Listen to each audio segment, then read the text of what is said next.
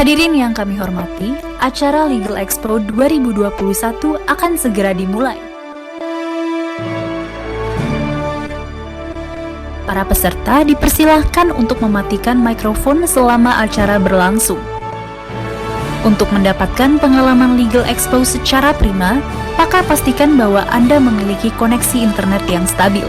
Terima kasih.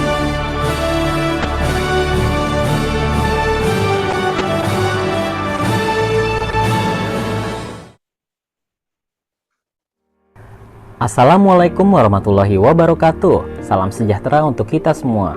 Selamat datang kepada Bapak, Ibu, dan teman-teman dalam Legal Expo 2021 yang diselenggarakan oleh alumni FHUI Angkatan 91 bekerjasama dengan IDLC dalam rangka Pearl Reunion. Rangkaian acara Legal Expo kali ini adalah launching buku yang berjudul Antologi Untayan Mutiara Hukum Lintas Praktik dan Sektor, berisi kumpulan tulisan pendapat hukum dari 24 penulis alumni FHUI Angkatan 91. Ada 29 artikel, 38 webinar, 48 meet and greet dengan kelas paralel 8 sesi setiap harinya, dan 50 podcast yang akan disiarkan melalui 7 stream podcast, yaitu Spotify, Anchor FM, Apple Podcast, Google Podcast, Breaker, Radio Public, dan Podcast Cast. Semua narasumber berasal dari berbagai profesi yang ahli di bidangnya masing-masing. Dalam Legal Expo ini tersedia juga kesempatan magang, mentoring, dan info beasiswa.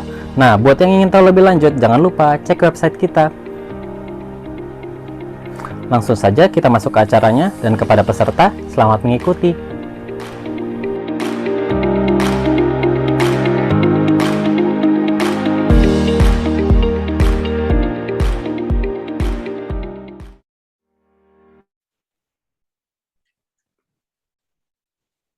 Halo, Assalamualaikum warahmatullahi wabarakatuh. Waalaikumsalam warahmatullahi wabarakatuh. Ini mestinya saya mulai nih,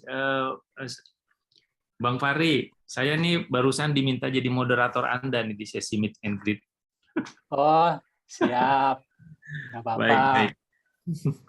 Jadi baik, kalau gitu saya mulai saja ya. Jadi ini sambil menunggu peserta yang lain nih, kita panggilannya Abang sama Mbak aja kali ya, seperti itu ya, biar agak mudah-mudahan gitu rasanya dikit gitu ya. Nah, ini ya, jadi sebenarnya ini sesi meet and greet ini sebenarnya ditujukan atau didesain untuk bincang-bincang santai gitu ya. Jadi kita dengan peserta itu lebih kepada untuk berbagi tips, berbagi pengalaman, dan juga berbagi insight, info yang mungkin bisa mengaspirasi mereka untuk bisa membuka peluang atau memulai planning untuk berkarir di bidang hukum. Apakah itu sebagai akademisi, apakah itu sebagai praktisi, atau sebagai in-house, atau sebagai notaris, atau bahkan beyond the legal practitioner itself gitu. Jadi banyak yang kita bisa perbincangkan tentunya hari ini, dan terus terang aja ini saya baru dadakan jadi moderatornya, jadi saya nggak tahu juga nih Bang Fahri ini mau ngomong apa nih gitu nih.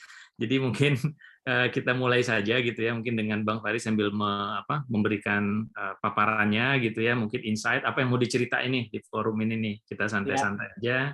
Kalau ada slide, monggo silakan di share sendiri dan di operate sendiri juga, mungkin lebih enak gitu ya.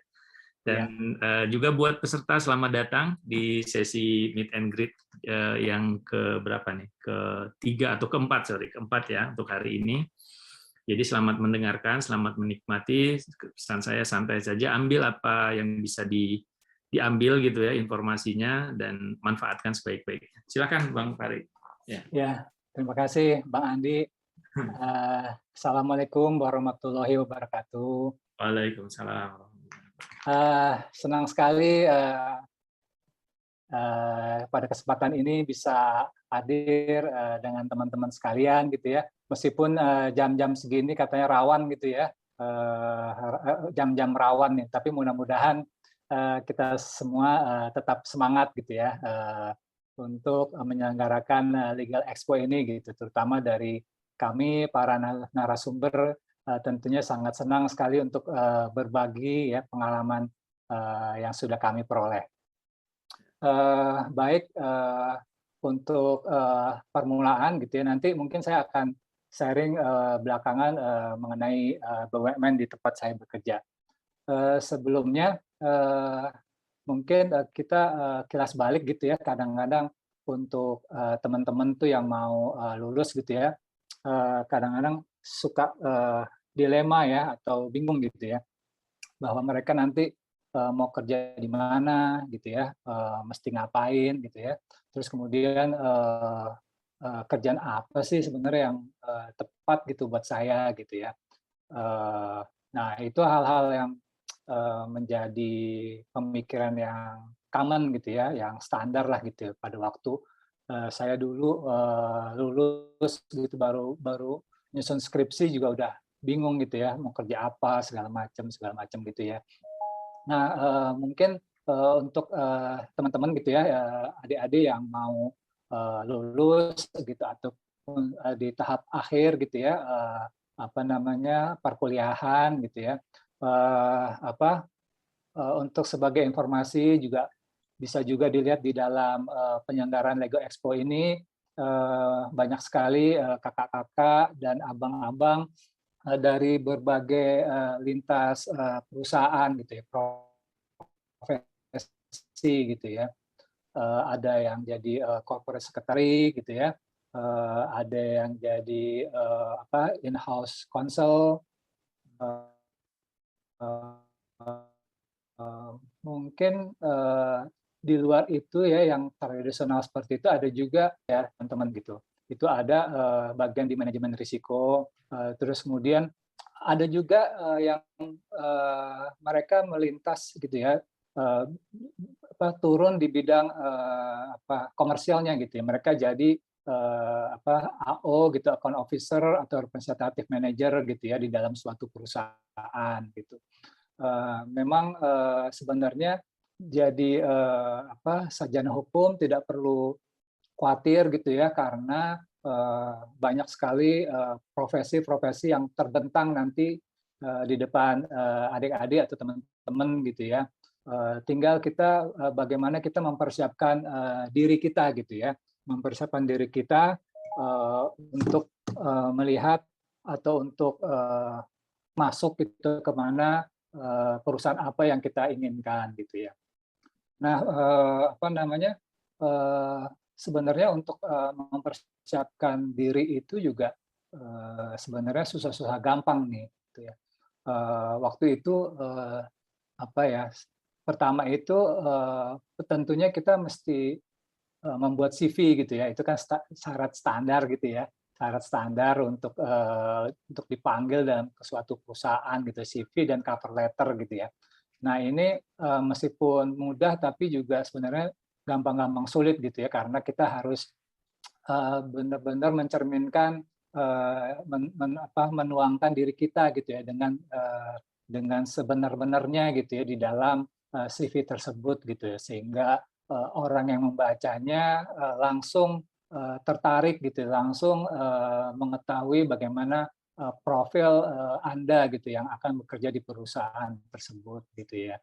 Nah ini banyak sekali kalau untuk CV, contoh-contoh di dalam di internet ya, biasanya kalau kita tuh bertanya ke Mbah Google gitu ya, Mbah Google. Nah, terus kemudian adalah yang kedua adalah kita harus mempersiapkan hard skill kita nih, gitu, teman-teman gitu ya. Kita harus mempersiapkan hard skill kita mengenai pengetahuan-pengetahuan tentunya gitu ya, di bidang peraturan-peraturan ataupun ya pasti undang-undang PT gitu ya. Ya, terus kedua undang-undang pasar modal gitu ya. Dan yang pasti juga jangan lupa untuk mempelajari bisnis gitu ya, atau kegiatan perusahaan yang akan kita tuju gitu. Karena itu sangat membantu bila mana nanti kita pada waktu interview ditanyakan gitu ya. Alangkah nanti kayaknya kalau kita nggak tahu gitu, kalau ditanyain kamu tahu perusahaan ini apa, bergerak di bidang apa, terus kita bilang nggak tahu gitu ya, rasanya sayang gitu ya kalau misalnya hal tersebut tidak dipersiapkan gitu ya. paling tidak ya nggak usah dalam-dalam gitu ya. Sekarang ini kan perusahaan-perusahaan itu rata-rata punya website ya. Kita bisa lihat, browsing dulu di website gitu ya. Bidangnya seperti apa sih gitu. Nah itu nanti yang interview itu akan senang tuh ya apabila kita bisa menjawab gitu ya bidang kegiatan yang sedang kita akan lamar gitu ya. Kemudian selain itu pastinya juga kita tuh dituntut juga untuk mahir untuk menggunakan komputer gitu ya, Word, Excel, PowerPoint gitu ya. Nah itu salah satu yang bisa nantinya itu dalam pekerjaan sangat berguna sekali menunjang pekerjaan-pekerjaan kita nanti di dalam perusahaan gitu ya. Kemudian juga pastinya kemampuan berbahasa Inggris gitu ya, yang akan sangat menunjang pekerjaan kita sehari-hari nanti. Nah itu kemudian setelah nanti kita masuk gitu ya, itu adalah bagian yang tersulit menurut saya gitu ya. Sepanjang saya ini sudah sekitar 20-25 tahun gitu ya bekerja gitu. Karena kita harus beradaptasi dengan dunia baru gitu ya. Dunia baru, situasi baru, teman-teman baru, pekerjaan juga baru gitu ya. Jadi kita harus beradaptasi dengan baik gitu ya. Baik dengan teman-temannya maupun dengan pekerjaan, terutama dengan bos gitu ya. Terutama dengan bos. Nah itu Bang Fahri boleh saya selak dikit. Sebelum masuk kan tadi sudah nyiapin CV, ngelamar, udah tuh kan ada interview nih. Ada interview biasanya ada proses seleksi. Ada tips-tipsnya nggak tuh kalau supaya interviewnya tuh bisa membuat interviewernya itu terkesan gitu dengan kita. Ini mungkin kalau mungkin pengalaman Bang Fahri dulu waktu di interview ada strategi apa nih? Kan orang harus meninggalkan kesan kan kalau di interview gitu kan ya.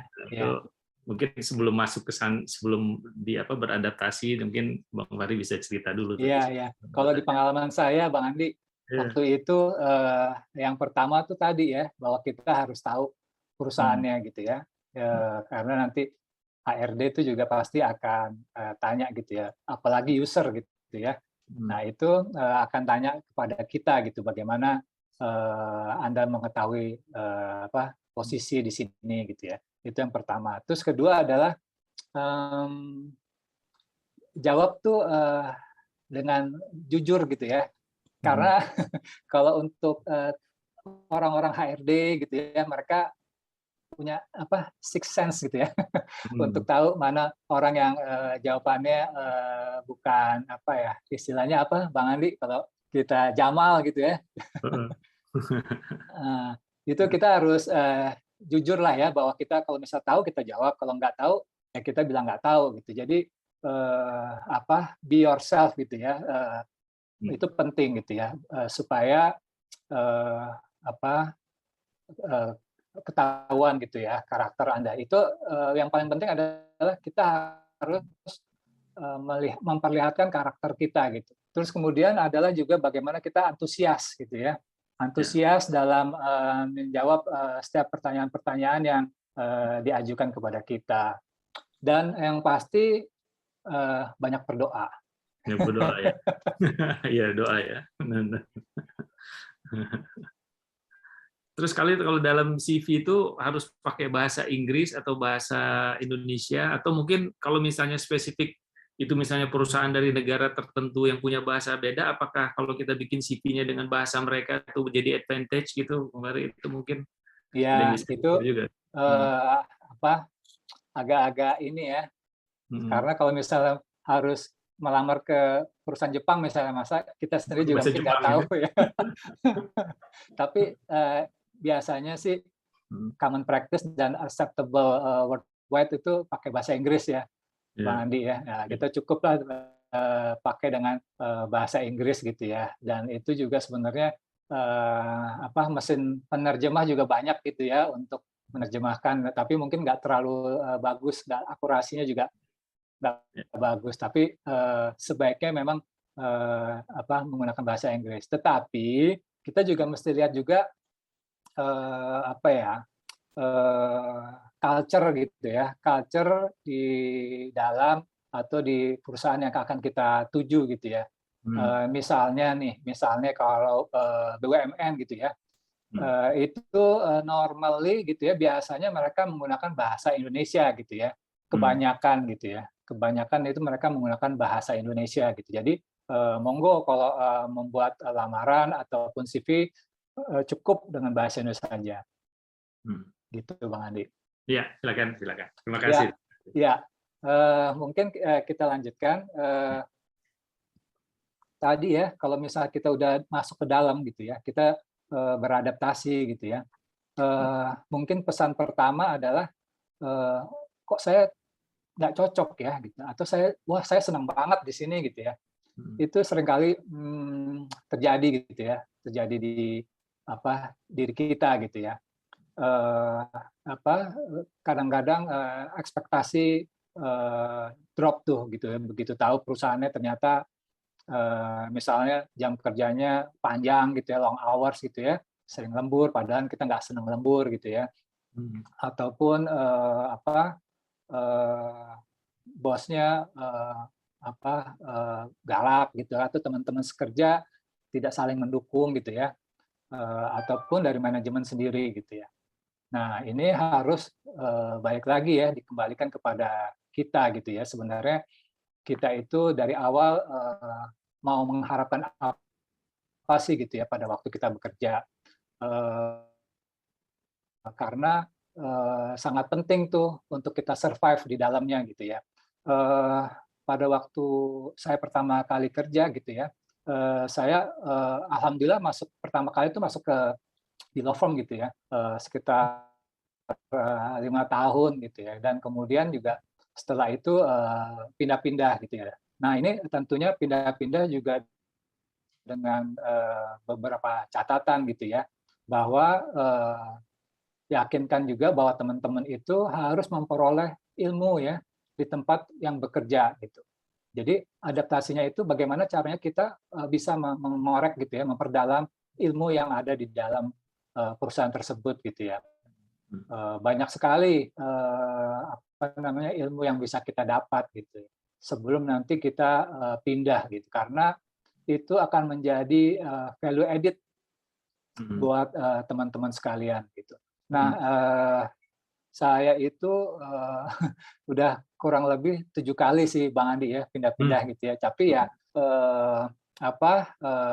jaraknya nggak deket-deket lah ya, sekitar 3-5 tahun lebih gitu ya baru saya pindah gitu. Itu pun dengan berbagai pertimbangan gitu ya, dengan berat hati, dengan berbagai pertimbangan, dengan segala memikirkan plus minusnya gitu. Nah, ini mungkin mumpung ada di poin itu, nih ada pertanyaan nih dari Mbak Ika nih. Terkait sekali sih, memang pertanyaannya cocok tuh dengan poin itu. Jadi kalau memang mau memulai karir, dalam meniti karir katanya, apakah kita sebaiknya itu lompat-lompat, misalnya 2-3, atau lebih baik loyal di satu perusahaan saja? Ini tentu jawabannya Bang Fahri ya. Ini nggak ada yang benar salah nih jawabannya. Iya. Karena pasti berbeda setiap orang. Tapi iya. minta insight-nya aja di Bang Fahri. Iya. Bang Fahri sendiri gimana nih? Iya, gini ya. Kalau pengalaman saya gitu ya, saya termasuk mau kerja apa aja gitu ya, kerja apa aja, disuruh apa aja sama bos oke aja gitu sepanjang saya bisa gitu ya. Saya senang lah gitu untuk bekerja di luar SOP, Bang Andi. Gitu ya. Saya senang gitu ya mengembangkan pengetahuan gitu ya. Nah, ini ada beberapa orang yang mungkin nggak sesuai gitu Bang Andi, gitu kan. Mereka ada yang senang hanya sesuai sama tupoksinya gitu bekerja gitu ya. Sehingga itulah salah satu ya awalnya yang menjadikan pertimbangan untuk keluar gitu. Karena nggak cocok sama pekerjaannya gitu ya. Karena nggak cocok sama bosnya gitu ya. Nah, kalau menurut saya, kalau awal-awal ya sebaiknya kita itu tetap tadi adaptasi dan menggali ilmu dulu yang baik, yang banyak gitu ya. Karena benar itu kata orang-orang tua gitu ya, bahwa pengalaman adalah guru yang baik gitu ya. Itu benar banget gitu ya, karena kalau misalnya kita setahun gitu ya udah langsung pindah gitu ya, kita nggak dapat apa-apa, nggak ada nilai plus gitu ya. Kita itu pun juga frankly speaking, untuk pindah itu kita nggak bisa bargain banyak-banyak gitu ya. Kenaikan gajinya gitu, pangkatnya, jabatan gitu ya. Tapi kalau Anda sudah sudah memiliki pengetahuan yang cukup gitu ya, itu akan menjadi bargaining position, gitu, posisi tawar yang lebih baik untuk di tempat yang kemudian gitu. Jadi kalau untuk stay atau lompat-lompat ya tergantung dari diri kita sendiri, Bang Andi, jawabannya. Nggak ada rumus yang baku gitu ya untuk hal ini.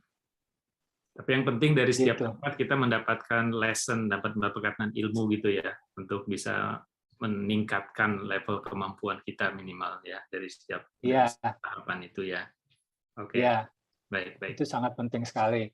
Ya. Terus kemudian juga seperti tadi ya, bahwa kita tuh bekerja juga kita harus tahu tujuan kita tuh apa sih sebenarnya gitu ya. Contoh soal gitu ya, bahwa kebetulan pada waktu saya di law firm gitu, saya pengen pindah ke perusahaan gitu ya.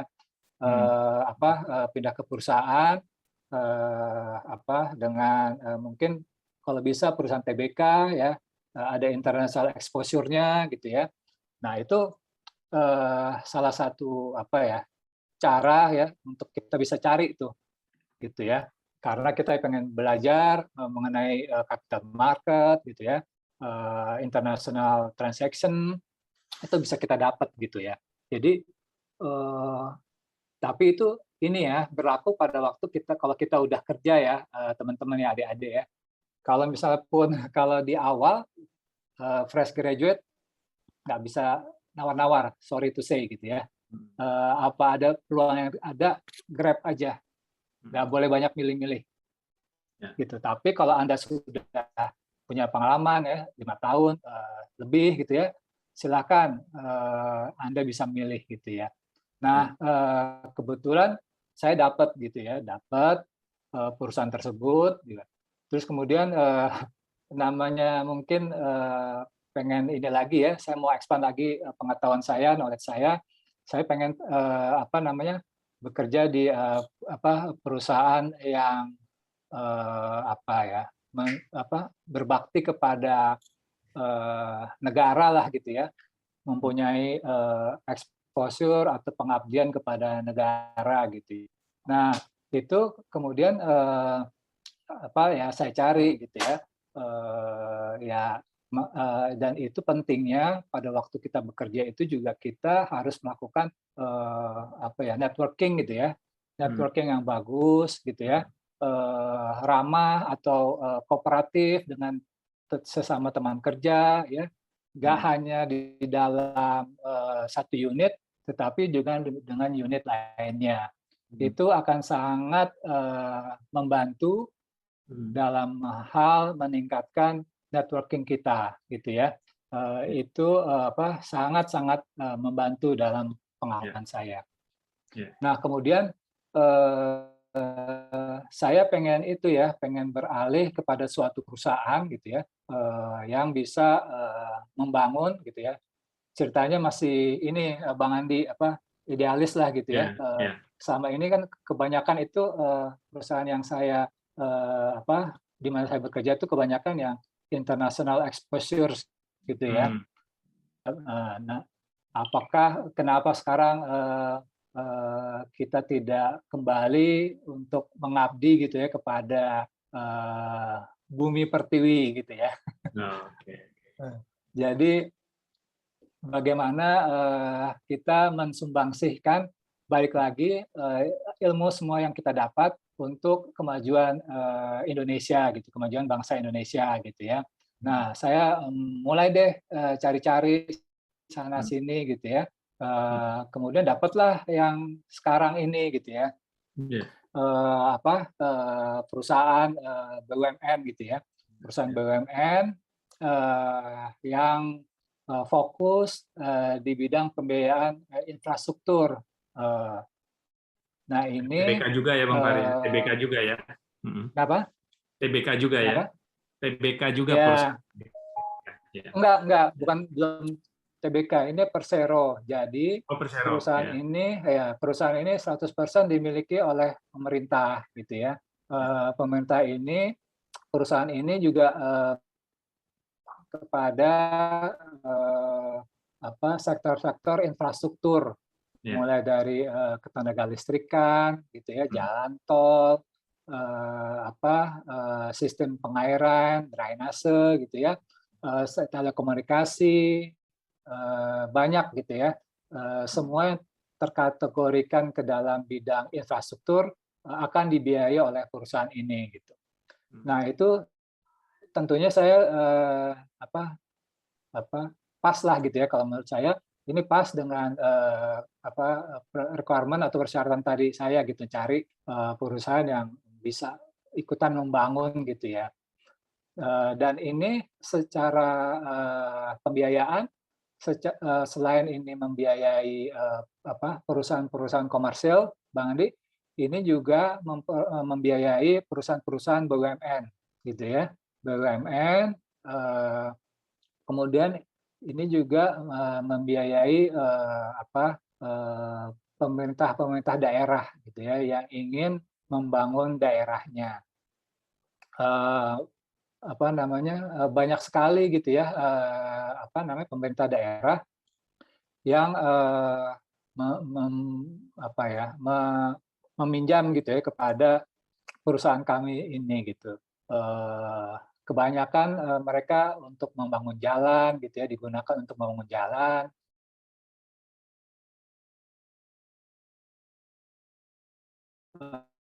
pembangunan, kemudian juga sistem pengairan air minum gitu ya. Jadi banyak membiayai seperti itu. Kemudian ini ada pembiayaan unit syariahnya juga gitu ternyata gitu, kebetulan gitu ya. Hal ini bisa menambah exposure tentunya ya bagi kita gitu, untuk pembiayaan atau pengetahuan di bidang syariah gitu ya.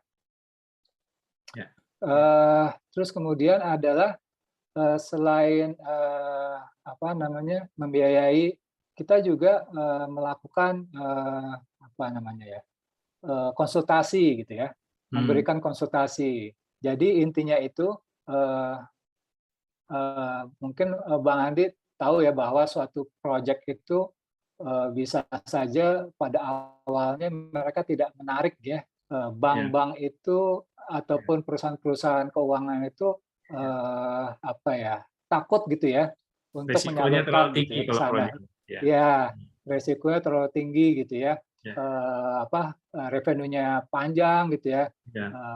Itu kita itu bantu gitu ya, terutama untuk proyek-proyek yang istilahnya non bankable gitu ya istilahnya ya. Jadi kita bantu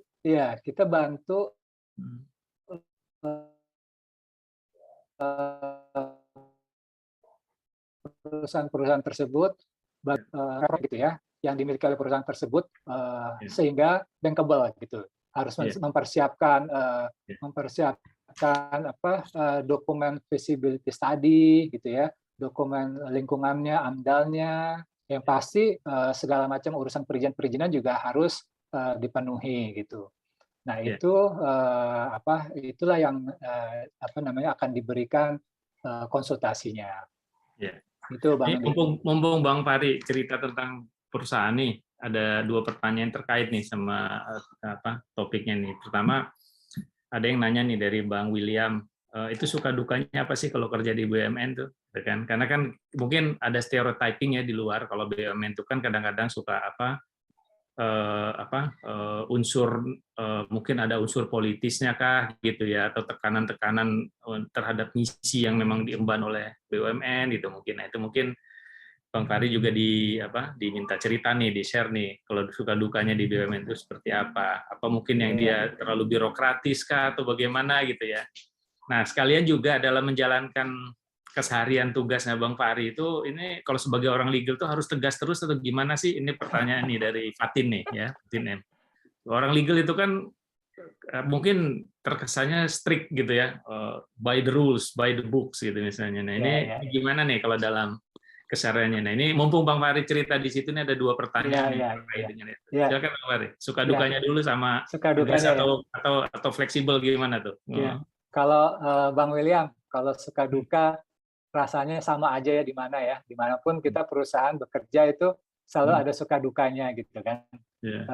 Kalau misalnya di BUMN itu sebenarnya so far ya saya sih banyakkan sukanya gitu ya.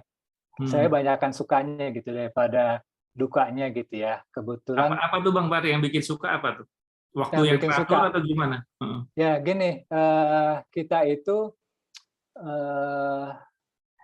apa namanya ya? Kalau kita itu nggak tahu ya, kalau ada teman-teman mungkin senang pekerjaan yang dinamis gitu ya, pekerjaan yang tidak monoton gitu ya, karena apa namanya di sini banyak tipe atau jenis pekerjaan gitu ya.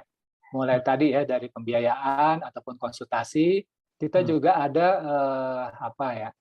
Dari sisi fundingnya gitu ya. Kita memang bukan bank, ya kita bukan bank, tetapi kita menghimpun dana dari market gitu ya, dari market ataupun kerjasama dengan lembaga-lembaga multilateral, gitu ya, dengan World Bank, dengan Asian Development Bank gitu ya, ataupun dengan lembaga-lembaga yang apa ya berafiliasi dengan green ekosistem gitu ya, atau climate change gitu ya. Nah itu apa saking banyaknya itu ya apa jenis-jenis pekerjaan itulah yang menurut saya menyenangkan gitu ya, nggak bosan gitu di sini, nggak bosan kalau untuk pekerjaan apa istilahnya variatif gitu ya, variatif dan challenging, cukup banyak ininya macamnya gitu. Kalau untuk dukanya, memang kalau apa perusahaan-perusahaan BUMN stereotipnya itu adalah terlalu birokrasi gitu ya. Cuman di tempat kami ini apa kurang lah ya, nggak terlalu birokrasi gitu ya, nggak terlalu birokrasi ya. 100% itu manajemen yang memutuskan gitu ya.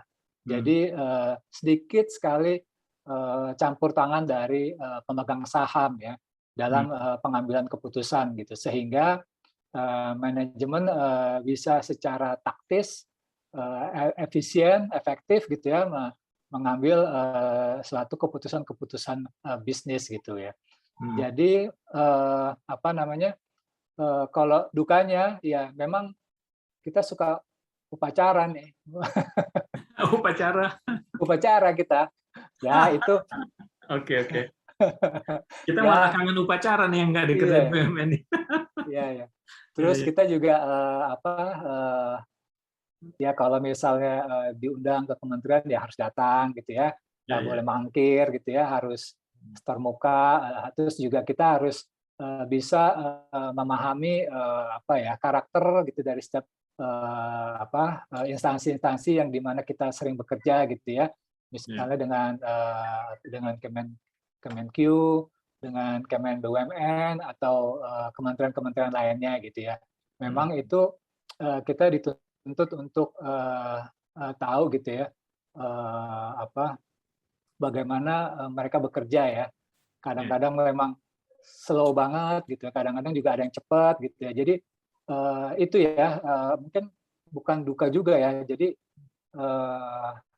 adaptable lah ya, bisa adaptable beradaptif lah gitu lah. Iya. Ya gitu. Jadi macam-macam juga gitu ya apa namanya stakeholder kita ya karakternya. Gitu sih Bang William, semoga menjawab. Jadi itu mesti selalu tegas atau gimana tuh kalau Fatin tuh pengalaman Bang Fahri selama ini? Kapan kita harus memang strict gitu, Gini, tegas gitu misalnya, kapan kita harus agak gini fleksibel ya, sedikit itu mungkin bisa dibagi-bagi nih ya pengalaman. alhamdulillah gitu ya. Alhamdulillah kalau di BUMN itu di tempat saya ini legal tuh memang dianggap lah gitu ya, tidak dianaktirikan gitu ya. Ya. Dari awal pada waktu inisiasi suatu bisnis atau proyek seringkali kita dilibatkan. Oh, Gitu. dilibatkan dari awal ya. Ya, Ya. kita dilibatkan dari awal untuk memberikan advice gitu atau opini gitu ya terhadap suatu keputusan bisnis atau suatu transaksi gitu ya. Jadi keputusan dari legal cukup didengar gitu ya, cukup didengar dan selain itu kan gini, kalau bukan kelemahan ya, kita bilangnya apa ya, ada suatu risiko lah gitu ya, kita anggap gitu ya, bahwa untuk perusahaan BUMN itu ada risiko kerugian negara gitu kan. Teman-teman pasti tahu lah ya. Ini momok nih buat pegawai BUMN nih, buat manajemen BUMN. Ya, kerugian negara atau korupsi gitu ya. Nah, itu jadi teman-teman bisnis tuh aware sekali dengan adanya risiko itu. Gitu. Jadi kalau misalnya kita dari legal itu kasih tahu, mereka pasti udah aware gitu, karena nanti ujung-ujungnya bisa ke sana tuh, kerugian negara atau korupsi gitu ya. Jadi udah ada yang bentengin gitu ya. Ya. Jadi taking advantage daripada ini ya, ke concern terhadap kerugian negara sama dengan korupsi itu ya. Iya, gitu. Okay. Ya, karena kan itu nggak cuma sekarang ya, mungkin 5 tahun, 10 tahun lagi baru muncul gitu ya. Nah, tapi berarti kita harus benar-benar kasih tahu gitu ya, ini di sini ada lubang nih, harus lewat sini gitu. Kita kasih inilah ya, kisi-kisi gitu ke teman-teman bisnis. Ya, kasih inilah guidance gitu ya, panduan gitu ya, mana yang harus dan don'ts. Iya, kita kasih panduan gitu ya. Nah, ini sekaligus juga nih buat ini Bang Fahri udah berbagi tips kerja di BUMN itu tuh ya, tentang tadi cara ngenalin orang dengan sikap terhadap kementerian segala gitu ya. Oke. Iya. Nah, terus silakan Bang Fahri diteruskan. Terus juga kan kita ini sebenarnya juga sebagai ini ya, katalisator gitu ya, dalam pembangunan infrastruktur gitu ya. Nah, sebagai katalisator itu kita diharapkan untuk masuk gitu ya ke industri-industri yang belum perusahaan atau perbankan lainnya itu masuk gitu ya. Terutama yang berisiko besar gitu ya, terus juga berbiaya besar gitu ya. Nah, itu biasanya kita masuk duluan ke situ ya, pembiayaannya gitu, sebelum lembaga-lembaga keuangan lainnya mau masuk gitu.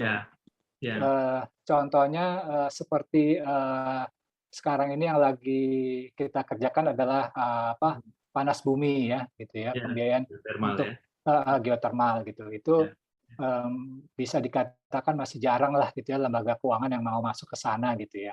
Nah, ini kita kita fasilitasi gitu, dan tentunya dengan bekerja sama juga dengan pemerintah gitu ya, kita membiayai geotermal tersebut dari tahap eksplorasi gitu ya, Bang Andi. Ya. Oke. Bang Fahri, ini mungkin agak balik ke awal sedikit nih. Ada yang nanya nih, Muhammad Ali Akbar. Bang, gimana sih caranya supaya kalau seorang fresh graduate itu bisa masuk ke perusahaan ternama?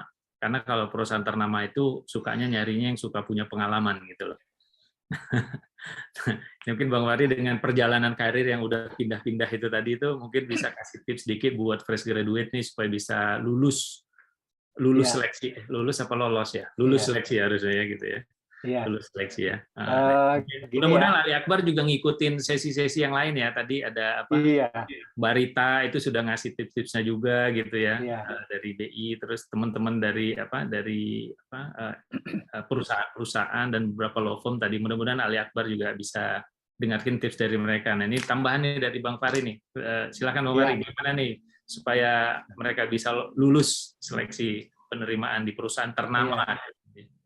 Ya, tentunya ini ya, saya ambil ininya parameternya dari fresh graduate gitu ya. Gitu, karena fresh graduate itu tentunya banyak inilah ya, tanda kutip kegalauan gitu ya, gimana kalau misalnya saya nggak masuk gitu ya, segala macam gitu ya.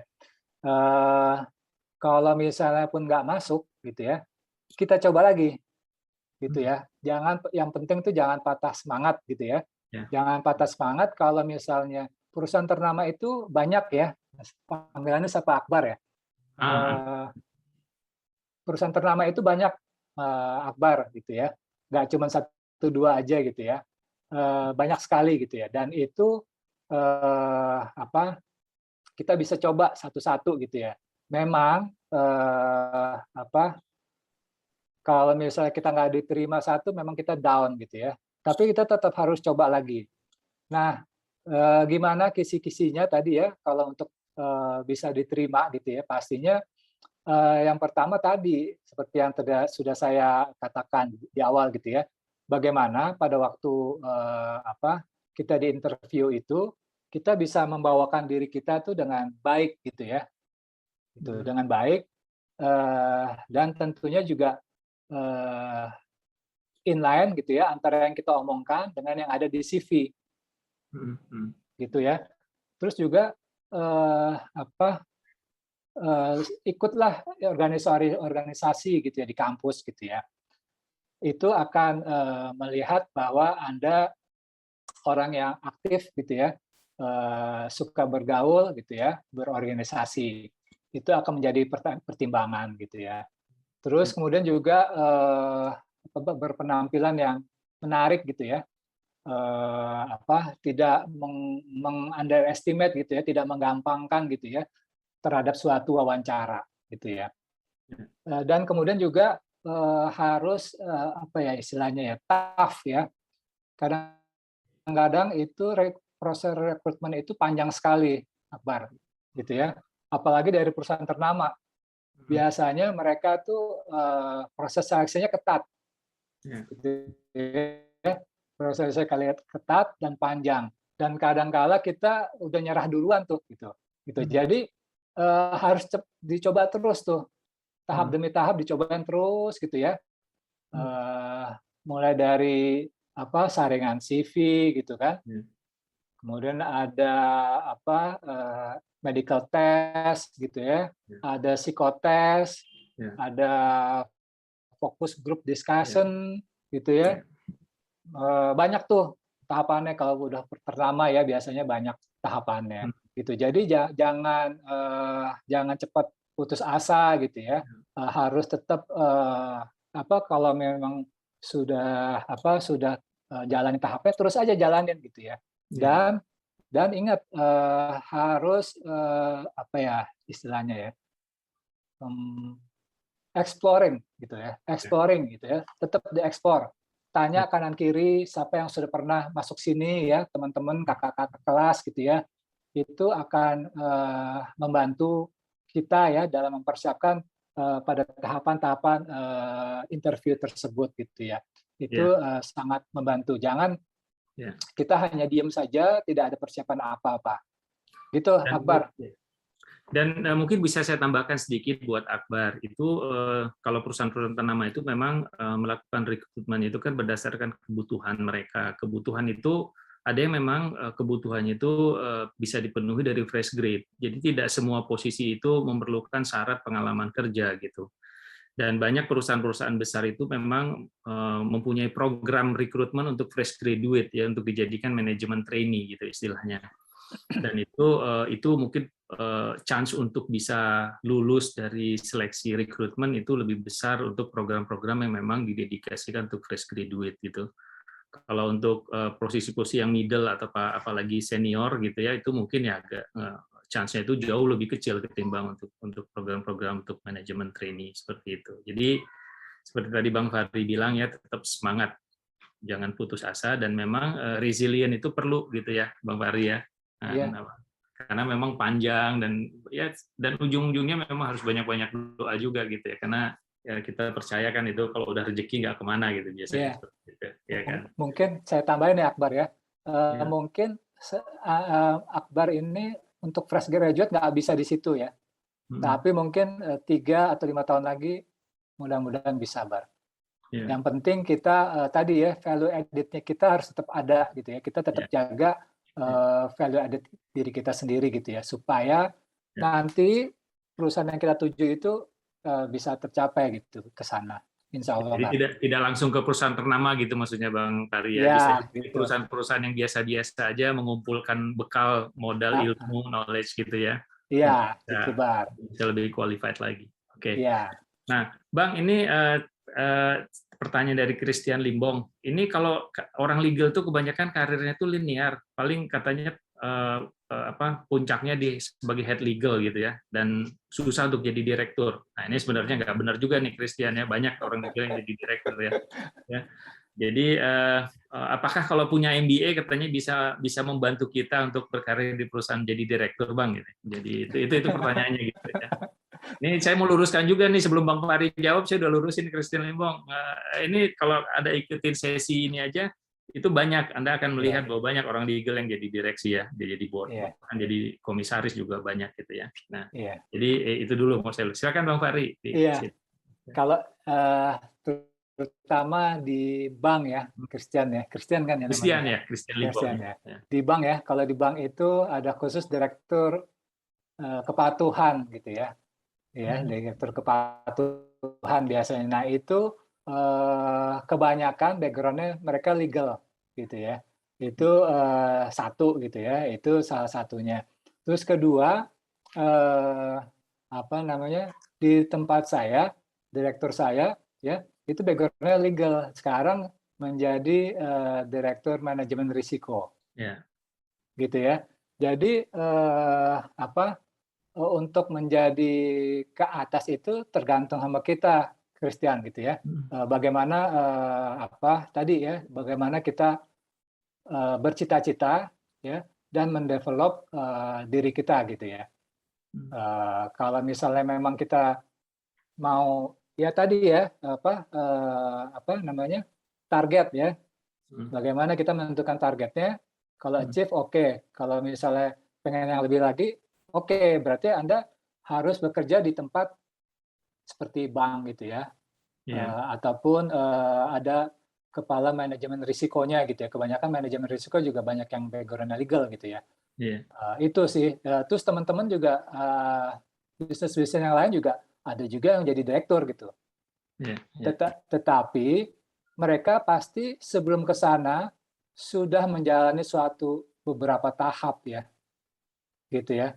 Udah ada tahapan-tahapan tertentu gitu ya, sehingga bisa menempati posisi direktur. Jadi nggak benar juga tuh Christian ya. Jadi selalu ada career path-nya gitu ya untuk orang legal itu. Gitu sih. Baik, terima kasih. Bang Fahri, ini nggak berasa nih kita udah ngobrol-ngobrol juga, jawab-jawabin sambil ngobrol, sambil jawabin pertanyaan, dari waktu tinggal 5 menit lagi. Nah, ini ada 2 pertanyaan, pertanyaan sih enteng-enteng karena lebih nanya pengalaman, tolong dijawab sekaligus kasih closing statement nih Bang Fahri ini. Pertama adalah dari Mbak Marlina, katanya kalau kerja di BUMN itu santai ya, gitu-gitu. Nah, ini apa begitu memang kesannya gitu ya.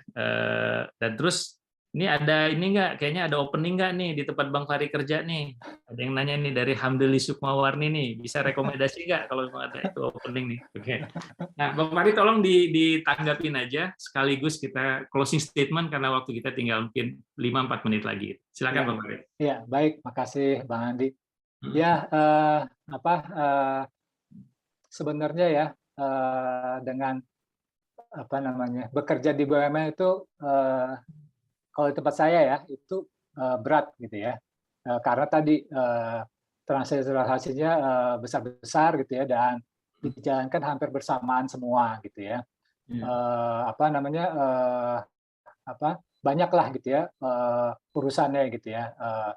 Dan saya rasa itu juga berlaku untuk BUMN yang lain gitu ya. Memang nggak semua BUMN gitu, cuman sebagian besar transaksi di BUMN itu juga berat-berat gitu ya. Terutama kalau misalnya BUMN itu mempunyai holding-holding gitu ya, beberapa holding, karena dia harus mengurusi holding-holdingnya juga gitu ya. Nah itu kadang-kala kita harus pulang malam juga gitu ya, pulang malam gitu. Jadi nggak sederhana juga ya ternyata kerja di BUMN gitu. Terus yang kedua tadi untuk posisi, silahkan kasih aja gitu ya. Kalau posisi kan itu nanti itu tergantung dengan kebutuhan organisasi gitu ya.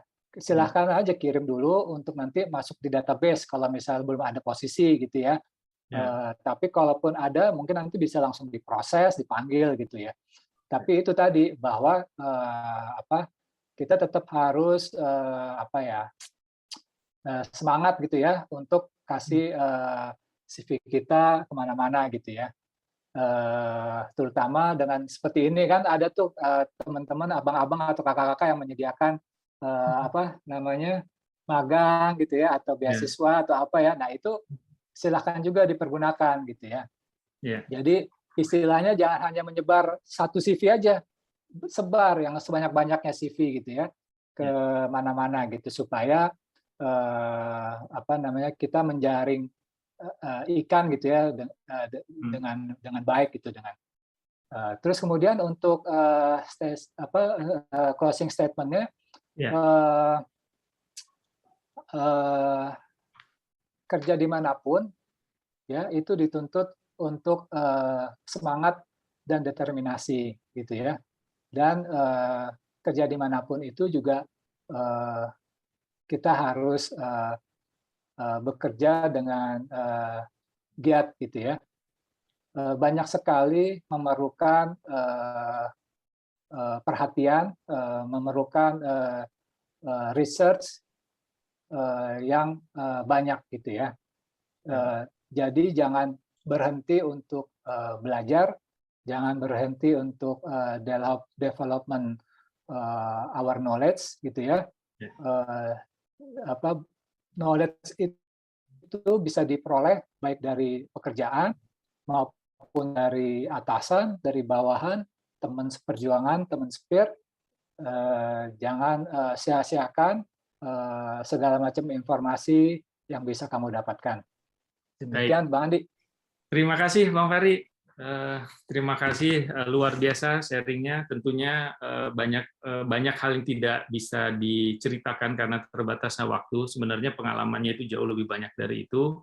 Dan kita semua tadi, terutama buat adik-adik yang lagi siap-siap untuk terjun ke dalam persaingan mencari kerja, mudah-mudahan bermanfaat tentunya.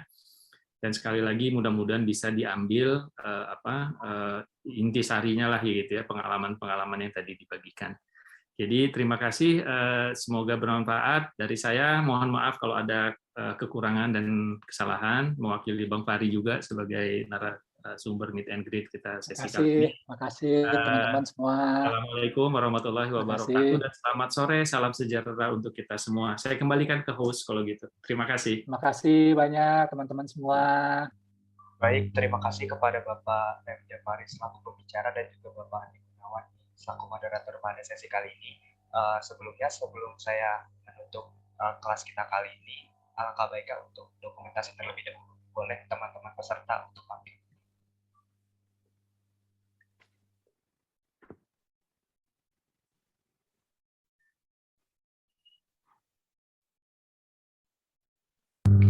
Baik, saya akan mulai saja. Terima kasih sekali lagi kepada Bapak M. Jafari selaku pembicara dan juga Bapak Andi Gunawan selaku moderator pada acara kali ini. Jangan lupa untuk mengikuti kelas selanjutnya. Terima kasih. Terima kasih. Makasih, Saya terima izin kasih, semuanya. Bang Saya Adi, izin end Bang Zoom William, ya. makasih, Bang Ike, makasih, teman-teman semua, Semuanya. makasih.